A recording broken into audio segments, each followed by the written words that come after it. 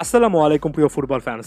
আরও একবার ইপিএল এর শেষ হাসিটা ম্যানচেস্টার সিটির। আরও একবার ম্যানচেস্টার সিটি প্রমাণ করলো ইংলিশ ফুটবলে এই লিগটাতে তারা যে ধারাবাহিকতা রাখতে পারে, যে ইন্টেন্সিটি নিয়ে তারা খেলে, সেটার সঙ্গে ম্যাচ করার মতো সত্যিকার অর্থে ইংলিশ ফুটবলে কোনো ক্লাব এ মুহূর্তে নেই।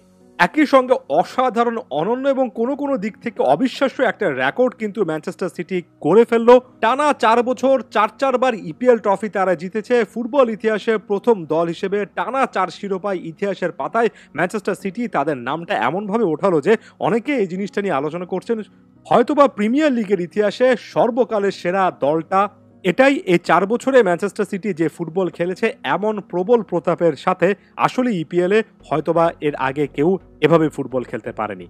এই প্রশ্নগুলো নিয়ে হয়তোবা থাকবে, কারণ কার কাছে কোনটা সর্বকালের সেরা, কোনটা সবচেয়ে বেশি এফেক্টিভ, কোন সময় ইপিএল সবচেয়ে বেশি জমজমাট, এগুলো ওপেন এন্ডেড কোশ্চেনের মতো আপনি আপনার মতো করে ব্যাখ্যা করতে পারেন। তবে যে জিনিসটা সকলেরই মেনে নিতে হবে সেটা হচ্ছে সত্যিকার অর্থে লম্বা রেসে ইপিএলে ম্যান সিটি যেভাবে নার্ভটা ধরে রাখতে পারে, যেভাবে বারবার করে গুরুত্বপূর্ণ মোমেন্টে একের পর এক জয় আনতে পারে, সেটা ইংলিশ এই লিগটার অন্য ক্লাবগুলো সেভাবে কিন্তু করতে পারছে না। ফিল ফোডেন আরও একবার ম্যানচেস্টার সিটিকে জেতালেন। ফিল ফোডেন, যিনি কিনা পুরো সিজন জুড়ে এমন এমন ম্যাচে পারফরমেন্স করেছেন, এমন এমন সময়ে জ্বলে উঠেছেন যে সময়টাতে ম্যানচেস্টার সিটির অনেক বেশি করে দরকার ছিল। এটা এমন একটা সিজন, এটা এমন একটা টাইম যে সময়টাতে সত্যিকার অর্থে আমরা ফুটবলে আরও একজন রাইজিং স্টারকে দেখছি।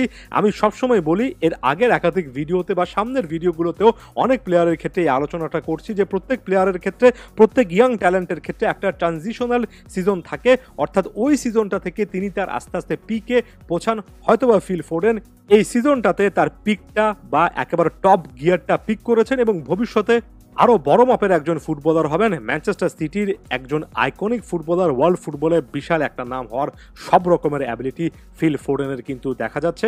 ম্যাচের একেবারে শুরুতে ডিবক্সের বাইরে থেকে বুলেট গতির যে শটটা থেকে তিনি গোল করেছেন, ম্যানচেস্টার সিটির ইতিহাসে প্রথম ফুটবলার হিসেবে সম্ভবত এক সিজনে 6টার মতো গোল করলেন ডিবক্সের বাইরে থেকে। ফোডেন সম্পর্কে যতই আলোচনা করব আসলে কম হয়ে যাবে। 18তম মিনিটের সময় যে গোলটা করেছেন ডকুর দারুণ একটা পাস থেকে, সেটা ম্যানচেস্টার সিটিকে অনেক বেশি করে আশ্বস্ত করেছে। তবে মাঝখানে কিন্তু একটা নাটকীয় মোড় ছিল। প্রতিপক্ষ অর্থাৎ ওয়েস্ট হ্যামের প্লেয়ার মোহাম্মদ কুদুস যে গোলটা করেছেন, দুর্দান্ত একটা ওভারহেড কিক, এবং কুদুসের এই গোলটা অনেক দিন অনেক ফ্যানেরই মনে থাকার কথা।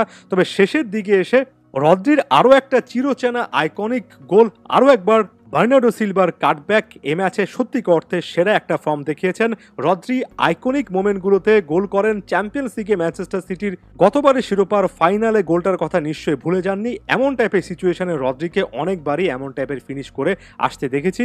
এবার এই ফিনিশের মাধ্যমে ম্যানচেস্টার সিটির রেকর্ড ব্রেকিং আরও একটা শিরোপা নিশ্চিত হয়ে গেল।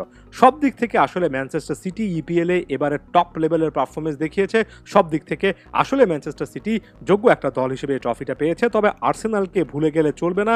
শেষ মুহূর্ত পর্যন্ত কিন্তু মিকেল আর্তেতার শিষ্যরা লড়াই করেছেন। 89তম মিনিটের সময় কাই হ্যাভার্টসের গোলে আর্সেনাল এভারটনের বিপক্ষে শেষ পর্যন্ত জয় পেয়েছে। তবে শেষ হাসিটা আর্সেনালের ক্লাব ইতিহাসে অনেকবারের মতো এবারও কিন্তু হয়নি।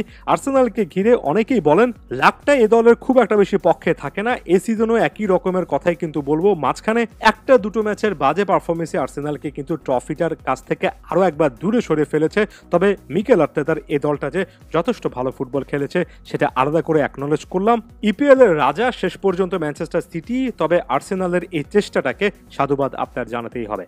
একটা প্রশ্ন দিয়ে আজকের আলোচনাটা শেষ করি। একটা সময় ইপিএল ভাবলেই মনে হতো যে এমন একটা লিগ যেখানে শেষ পর্যন্ত কোন দল ট্রফি জিতবে সেটা আপনি একেবারে বলতে পারেন না। এবারও কিন্তু শেষ দিন পর্যন্ত ইপিএল এ লড়াই হয়েছে। তবে পেপ গার্দিওলা যেভাবে ইপিএল এ একের পর এক ট্রফি এই দলটাকে এনে দিয়েছেন, সত্যিকার অর্থে কি মনে করছেন যে ইপিএল এর ওই জমজমাট আবহাওয়াটা, ওই যে অনিশ্চয়তা শেষ পর্যন্ত কে ট্রফি জিতবে, এক সিজনে এক একজন ট্রফি জিতছেন, এটা আর বহাল তবিয়তে আছে?